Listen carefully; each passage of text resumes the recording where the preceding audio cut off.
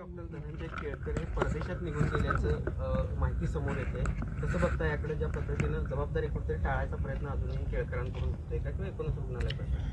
नाही, तर हा विषय कल्पना नाही मला त्याची. माहिती घेतल्याशिवाय म्हणजे एखाद्या हॉस्पिटलमधल्या डॉक्टरांनी कुठं जावं ह्या बाबतीतली माझ्याकडे आता त्याची स्पष्टता नाही. मला वाटतं माहिती घेऊन मी बोलतो बरं होईल. राज ठाकरे आणि उद्धव ठाकरे एकत्र येण्याचे संकेत मिळत आहेत. उद्धव ठाकरेंनी असं सुद्धा म्हटलं की राज ठाकरेंनी जर भाजप आणि एकनाथ शिंदे शिवसेनेला सोडली तर आमची काही हरकत नाही, काय आम्ही एकत्र यायला तयार आहोत असं उद्धव ठाकरे म्हणतात. खरं तर विधानसभेच्या निवडणुका झाल्यात, लोकसभेचा धुरळा, विधानसभेचा धुरळा आणि त्यानंतर या महाराष्ट्रातल्या राजकारणातली समीकरणं अनेक गतिमान होत आहेत. उद्या होणाऱ्या स्थानिक स्वराज्य संस्थांच्या निवडणुका, महानगरपालिकांच्या निवडणुका आणि त्यानंतर होणाऱ्या सगळ्या राजकारणासाठी प्रत्येक पक्ष आपल्या आपल्या परीनं कंबर कसून कामाला लागला आहे. वेगवेगळ्या पद्धतीचे संदर्भ आपल्या पद्धतीनं बांधायचा प्रयत्न प्रत्येकजण करतोय. त्यामुळे मला असं वाटतं की त्यातलाच एक तो भाग असेल. परंतु मी कालही आपल्या सगळ्यांना सांगितलं, महाराष्ट्राच्या राजकारणामध्ये ज्या पद्धतीनं एकनाथजी शिंदे साहेबांच्या नेतृत्वाखालच्या शिवसेनेनं एक अभूतपूर्व अशा पद्धतीचं यश मिळवलं. आदरणीय एकनाथजी शिंदे, देवेंद्रजी फडणवीस साहेब आणि अजितदादा पवार साहेबांच्या नेतृत्वाखालच्या सरकारनं ज्या पद्धतीनं थम्पिंग मेजॉरिटी घेतली, त्यामुळे अनेक लोकांची अडचण झाली. उद्या भविष्य काळामध्ये आपल्या राजकीय अस्तित्वाच्या साठीची धावपळ धडपड ही करावी लागते. त्यामुळे साहजिकच ज्या ज्या गोष्टी होत आहेत ते आपलं राजकारण यशस्वी करण्यासाठी प्रत्येकजण करतोय.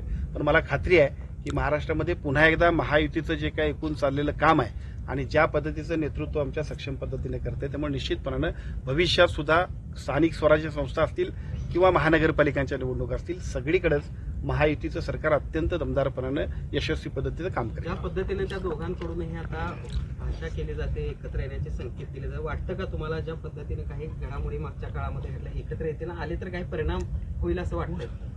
राजकारण आहे, राजकारणात काय होऊ शकतंय काय नाही असं म्हणणं चुकीचं होईल. शेवटी निवडणुका, राजकारण, त्यावेळेचे राजकीय संदर्भ, त्यामुळे ह्या सगळ्या गोष्टी शक्य अशक्य अशा होऊ शकतील. त्याच्याबद्दल फारशी आपण वाच्यता करणं किंवा त्याच्याबद्दल आपण काही भाष्य करणं अपेक्षित नाही. परंतु मी एवढंच सांगेन की महाराष्ट्रामध्ये महायुतीचं अत्यंत चांगल्या पद्धतीनं चाललेलं काम आणि एकूणच राजकारणातल्या सगळ्या भूमिका घेतल्यानंतर सुद्धा प्रत्येक माणसाच्या मनामध्ये विकासाच्या निमित्तानं जे काही अतिशय चांगल्या पद्धतीनं विश्वासार्हता वाढवली, त्याचा फायदा भविष्यातल्या महाराष्ट्राच्या राजकारणात महायुतीसाठी होणार आहे. मुंबई महानगरपालिकेत याचा काही फरक पडेल असं वाटतं? मुंबई महानगरपालिकेतच नाही तर महाराष्ट्राच्या सगळ्याच राजकारणामध्ये अशा पद्धतीच्या स्थानिक पातळीपासून राज्य पातळीवर आणि देश पातळीवरती सुद्धा युत्या होत राहतील.